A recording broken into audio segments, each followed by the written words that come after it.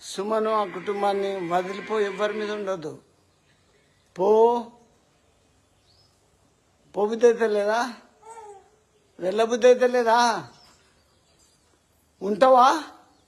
మాట్లాడు. భయం పెట్టిస్తున్నావు ఆమెకు. మాట్లాడవేంది? లోబడిపో. పో పో. అయిపోయింది టైం. దెబ్బ తాకుతుంది, పట్టుకో. మరి ఇడు ఇడు ఇడు. ఇక అయిపోయింది సమయం. పో పో. మగింత టైమా? ఆ నూనె పెట్టి రాసుకో. ఇప్పుడే బాగా విడుదల ఇస్తున్నా. జీవం గల మా తండ్రి, మా ప్రభాని స్తోత్రం.